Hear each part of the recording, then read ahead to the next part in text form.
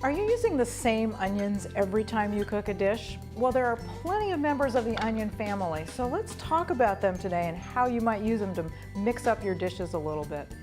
I'm Susan Bowerman, registered dietitian, and usually when people get ready to cook a dish with onions, they go for the old standby, the yellow onion. And there's a good reason for that. Yellow onions have a nice balance between pungent and sweet. They hold up really well when you cook them and keep their shape. And that's the reason that most people will use these common yellow onions in just about any dish that calls for onions. But maybe when you're at the store, you've also seen white onions. What are these good for? Well, you can cook with white onions. They're more pungent. But one of the reasons people love white onions is because they're a little more tender than the yellow ones. So they're strong, but they're not so hard to bite into like the yellow onions are. So these are great in raw dishes. That's why people use white onions in things like salsas, because it gives that pungency without being too difficult to chew. What about the purple onions? These happen to be my personal favorite. Why do I like them so much? Because purple onions are mild and sweet, and they're so good to use in raw dishes. I use these often in my salads. I love to put them on top of cooked vegetables and just let them soften a little bit.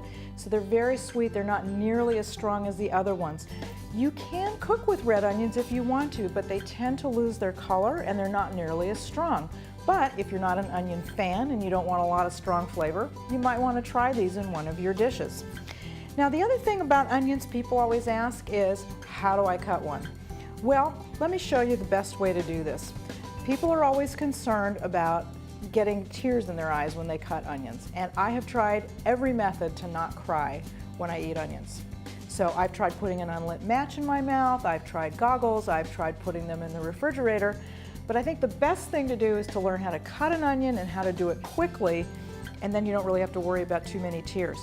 When you look at your onion, it's got two ends. It's got this end here, this is the root end, this hairy end here, these are the roots, and this is the stem end.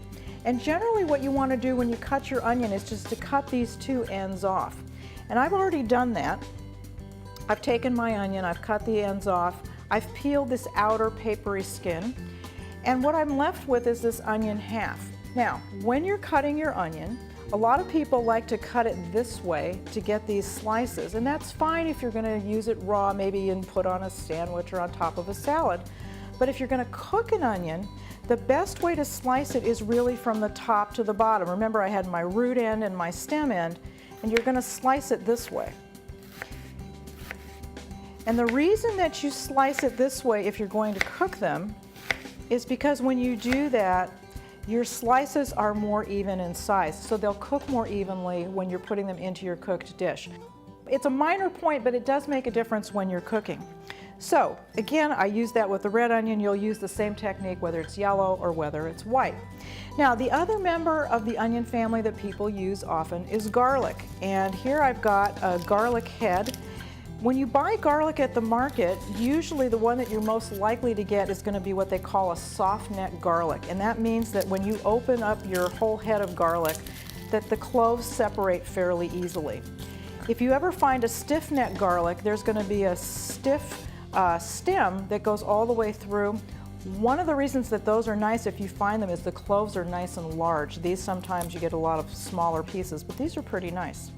Now, the easiest way to open up a clove of garlic, it's very simple, is take your garlic clove, put it on your cutting board. You're going to lay your blade of your knife flat on your garlic carefully, and you're just going to give it a good whack with the heel of your hand like this. Okay? When you do that, what that does is that just loosens this skin, and you can just peel that if you want. You can cut this little end off right here, and you've got this perfect clove of garlic. So you're ready to dice it for your dishes. I like to use a grater because I just think it's a really easy way to put the garlic in, but that's what you want to do with your garlic. Now, another member of the onion family that you may not use very often is shallot. Shallots are something that people don't use as much as they should. You know, I heard a chef on the radio one day and he said, you know, if you want your food to taste like restaurant food, use more shallots. And the reason is they're a wonderful blend between garlic and onion. They're not that strong. You can cook with them, but they're also delicious raw. These are wonderful in salads. And when you cut into a shallot, it's going to look very much like a mini onion. So again, You can cut off the top and you can cut off the bottom. And again, you'll have this papery skin to tear off. And when you've removed all of that, what you end up with are things like this that look very much like very small onions, but they're not nearly as strong. They just add a wonderful, wonderful flavor. If you saute these and put them on top of some cooked chicken or cooked fish, they're just delicious and really make a wonderful addition to a vinaigrette. Now, there are a couple other ones I want to talk about. One is the green onion. Some people call them spring onions. There's actually a tiny difference. The spring onion actually has a little bit of a bigger bulb at the bottom. It's a minor difference. But these green onions are usually done in such a way that they're very straight all the way down. They don't have a big bulb at the bottom. These are delicious raw. You can put them into stir fries as well. And they're very, very easy to prepare. The only thing you really need to do is to just cut off this root end here. Sometimes when you buy them at the market, this end might look a little dried out. So if you want, you can cut that end off too. And then you're set. What you can do is what I like to do is just cut them like this and just into small dices. You like to add these to salads. As I said, they're good in stir fry. These also make a nice garnish if you have soup because it just adds a little nice fresh flavor right at the very end. So these are great. You should use these more often if you haven't. And then the last one I want to talk about is the leek. This is probably the least used of the onion family. And I wish people would get more familiar with them. I think part of it is that they don't really know quite what to do with it because it looks sort of like a giant green onion, but it's not. And the thing is that this part of the leek is very tough, and so you do end up throwing quite a bit of it away. But to prepare a leek, what you want to do is you're going to want to cut off, again, this root end. And usually you're going to use primarily just the white part. So I'm going to cut it right about here. Now what I love about leeks is that when they cook, they get very soft.